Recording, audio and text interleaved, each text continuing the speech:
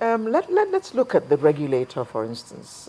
Consumer Rights Day, fix our phone rights. What is your assessment of the NCC and its role as the regulator of these exploiters, so to speak, as Shola has just described them? Well, the regulator somehow, yes, I must say they are trying. For instance, I disagree with him. Just I'm for the record. They are trying. Hang on a moment. Trying in the sense that, for instance, they brought in mobile number portability, which allows you to choose, which is one of our rights. And I have just spotted.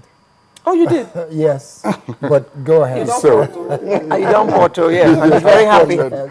and again, when you look at the regulatory framework, even in other climes, like Ghana, for instance, and like the BlackBerry issue about 2-3 years ago, NCC in Nigeria is somewhat constrained. Also, the Ghanaian Telecoms Authority, I think 2 or 3 years ago as well, when one of the operators actually had service disruption. So I think the regulation says service disruption and not poor quality service. So that is why, for us, we want to try the acts in the law courts. And that is why we've gone to court last October. If you are saying the key performance indicators are not right with the network operators and they are found wanting, you are now sanctioning them through hard fines by, paying hard money. And not giving the subscribers that are suffering poor quality service anything. Compensation? No compensation of any sort, because the regulatory framework does not support it. So we had to go online to check a number of things. We now saw that it is service disruption and not suffering poor quality service. So we are saying, yes, you are probably constrained.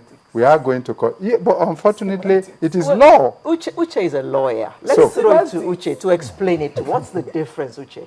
Because, hold on, 2-3 years back, there were, the BlackBerry users were given 4, 5, 6 days for service disruption free.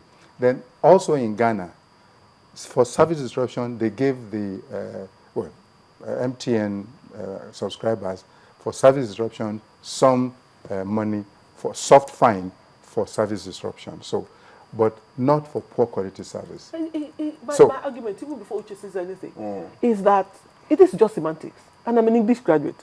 Service disruption, poor quality service. Poor quality service means that my service has been disrupted. Because if the quality of service is not up to standard, I didn't get good service.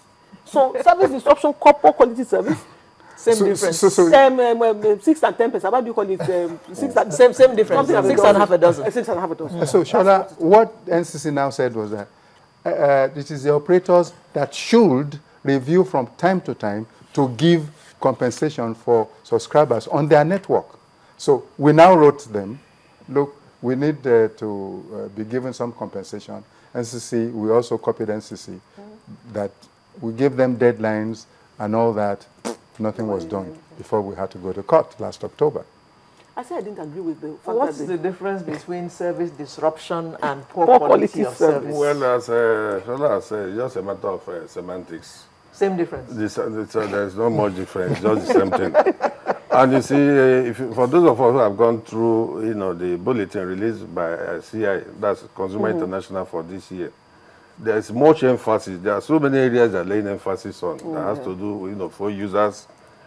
Also the issue of, unfair contracts dealing. You find a situation where some of these, network operators will come up with promos that will contain ambiguous clauses on them that you don't seem to understand. You say that if you play so you win 25 million. By virtue of the right you have as a consumer, that's rights to information.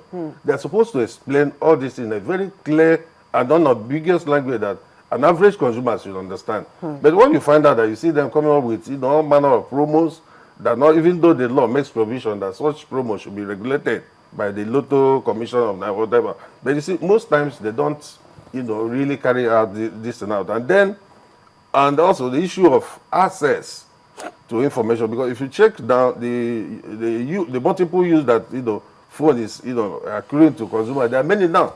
From there, you have access to other forms of technology. So I think it's high time now.